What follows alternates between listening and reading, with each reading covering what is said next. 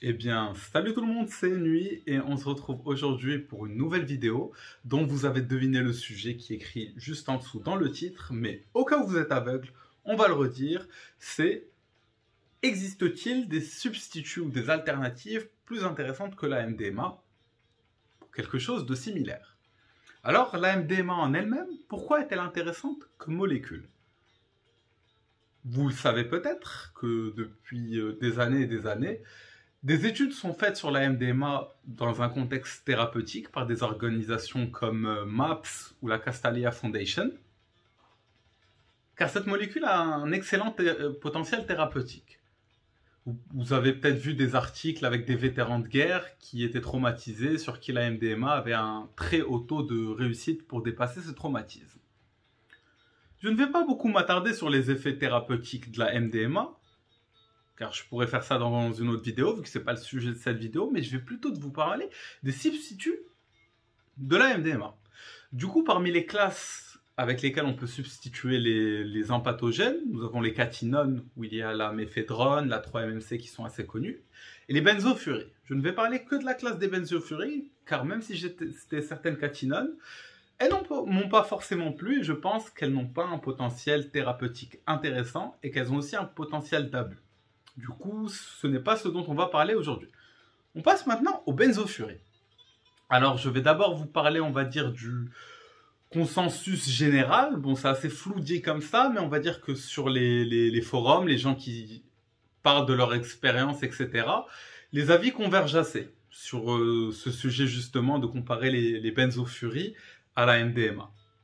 Et après, je vais vous parler de mes propres expériences et pourquoi je pense que les benzofuries ont un intérêt thérapeutique et même récréatif supérieur à la MDMA, avec de moindres risques sur la santé physique et mentale. Le consensus général des gens qui ont testé la MDMA et les benzofuries, c'est que la MDMA est beaucoup trop courte. Elle a un effet de love très intense, mais qui est un peu fake dans le sens où il a un petit côté forcé, chimique. Et aussi le fait que la MDMA a un calm down, une descente assez difficile. Ça veut dire juste à la fin des effets, ça descend d'un seul coup, c'est raide, c'est pas du tout agréable. Et pendant 3 jours, votre cerveau va être en manque de sérotonine et vous allez être un petit peu déprimé. C'est ce qu'on appelle je pense, le Tuesday Blues, Black Tuesday. Je sais pas, c'est la descente de la MDMA, c'est quelque chose que si vous avez pris de la MDMA, vous connaissez forcément. Et je pense que c'est quelque chose que vous aimeriez éviter. Et je pense aussi que c'est possible. Sachez avant tout que cette vidéo n'est pas du tout faite dans un but de vous inciter à consommer. Cette vidéo est faite pour que vous ayez plus de savoir sur ce genre de molécules et que si vous consommez, vous faites le meilleur avis et le meilleur choix sur ce à quoi vous avez accès. Car la plupart des molécules que je cite actuellement sont légales dans la plupart des pays, mais c'est quelque chose qui est encore un petit peu dans le flou juridique. Du coup, Google est votre ami, tout simplement.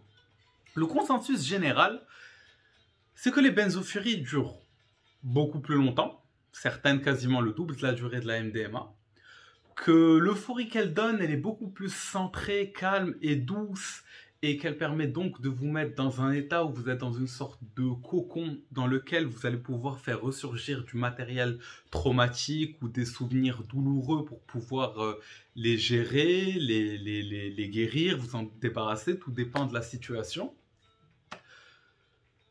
La descente est très très douce, ça veut dire qu'à la fin des effets, la transition et il n'y a pas de dysphorie comme avec la MDMA à la fin de l'euphorie. Et pendant les jours suivants, vous récupérez beaucoup plus vite. Genre, c'est à peine remarquable. Si vous êtes sensible, vous allez remarquer une petite différence à votre vie de tous les jours.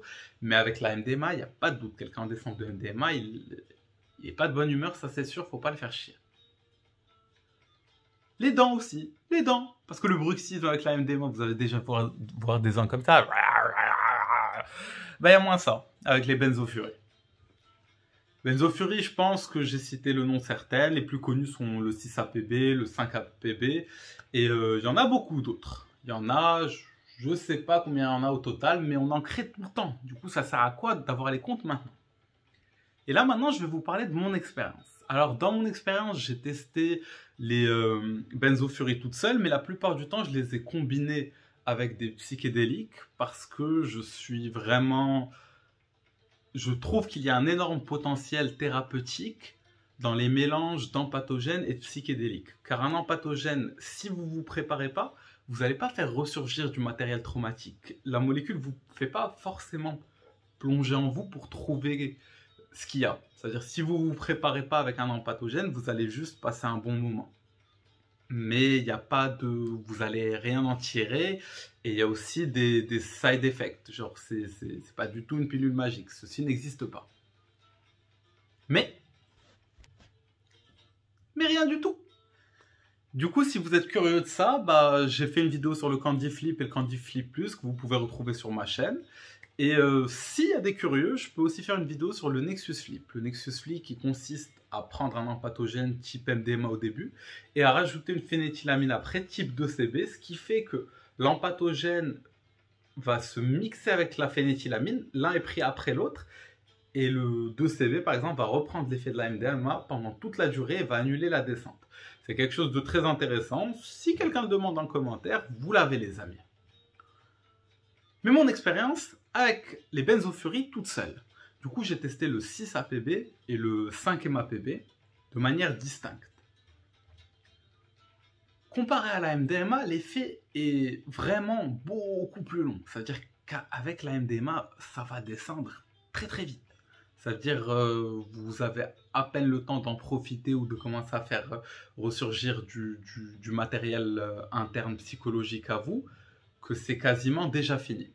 Du coup, à l'époque où les thérapies ont commencé de manière, pas théorique, pratique, mais pas forcément organisée, par exemple avec Timothy Leary ou la Castalia Foundation, vous étiez obligé de redoser la MDMA plusieurs fois. Ça veut dire que vous allez prendre une certaine dose, mais en 3-4 fois, ce qui n'est pas du tout bien pour le cerveau. J'ai jamais eu l'envie de redoser avec une benzofurie car la durée est très longue. La montée est aussi très progressive et la descente très progressive, ce qui fait que vous n'êtes pas bousculé durant l'expérience. Et l'intérêt qui est, on va dire, thérapeutique, il est beaucoup plus possible. Je ne sais pas si ça se dit comme ça, mais la MDMA, elle vous donne un petit côté speedy. C'est-à-dire que vous avez envie de danser, de sauter, vous avez la tchatch, vous voulez parler avec des gens. C'est pas forcément quelque chose qui va vous mettre dans un état où vous allez avoir envie de plonger en vous. Alors qu'avec des molécules comme les 5-MAPB, il est beaucoup plus couch-locking, c'est-à-dire qu'il est beaucoup plus désénergétique. C'est quoi le contraire d'énergétique? C'est pas vraiment calmant. Mais bon, vous avez compris un petit peu le concept. Ça permet vraiment de plonger à l'intérieur de vous et de comprendre ce qui se passe et d'avoir un dialogue intérieur. Par exemple, quand j'ai testé le 5-MAPB pour la première fois, j'avais un cahier à côté de moi, j'avais une bougie pour me focaliser et je notais tout ce dont j'avais envie de refaire surgir, les choses qui me blessaient, les choses avec lesquelles j'avais du mal dans ma vie pour vraiment voir les choses devant moi dans un état psychologique où la peur est inhibée et où je n'aurais pas peur de faire face à ce qui me blesse ou à ce qui me fait peur. Et je trouve que comparé à la MDMA, duquel on sort de l'expérience fatigué et vidé, une expérience empathogénique dans laquelle vous avez essayé de plonger à l'intérieur de vous pour face your demons, et surtout avec les benzofuries, vous en ressortez, je ne sais pas si le terme c'est enrichi, mais je dirais plus reposé. Ça veut dire l'empathie que vous avez vécue n'est pas juste une empathie que vous aimeriez vivre, c'est une empathie qui vous permet de, au quotidien, comprendre l'empathie que vous avez avec votre environnement et l'empathie que vous avez pour vous-même. Car la compassion n'est jamais complète si l'on n'a pas de compassion pour soi-même. Le 6-APB, lui, est un peu plus long, un peu plus énergétique. Ça veut dire en termes de... Pour ceux qui recherchent un côté récréatif, il permet de durer très longtemps. Ça veut dire les fois où j'en avais pris en festival et les gens qui ont pris avec moi sont vraiment été énergisés jusqu'à la fin. Je ne sais pas comment expliquer, mais la MDMA, ça dure vraiment 4 heures. La redoser, c'est un mauvais délire. Du coup, en soi, c'est problématique. Mais bon, ça ne reste que mon avis. Alors voilà les amis, je pense que j'ai un petit peu fait le topo sur les benzofuries, que je considère être une alternative qui peut être meilleure que la MDMA. C'est un sujet qui est en débat. Je tiens aussi à préciser que ces molécules n'existent pas forcément depuis super longtemps, qu'il n'y a pas énormément d'études dessus, qu'on ne connaît pas peut-être autant leurs effets long terme, même s'il y a énormément de personnes qui décrivent leurs expériences et les effets qu'ils ont pu avoir avec des abus. Je dis juste que personnellement, pour moi, mon choix a été fait que si j'utilise un empathogène la plupart du temps pour un intérêt thérapeutique, je vais clairement plus me diriger vers une benzofurie que la MDMA. Mais ça ne reste que mon point de vue. Voilà les amis, j'espère que vous avez apprécié la vidéo. N'hésitez pas à me donner votre point de vue, n'hésitez pas à me poser des questions, je suis là, je réponds tout ça. Voilà, du coup, laissez un petit pouce bleu, moi ça me fait plaisir en fait, parce que ça donne accès à d'autres gens à la vidéo. Et n'hésitez pas à vous abonner si le type de vidéo que je fais est quelque chose qui vous intéresse. Bisous les amis, 1000 poutous et je vous souhaite la bonne journée. Putain, ça veut pas s'éteindre.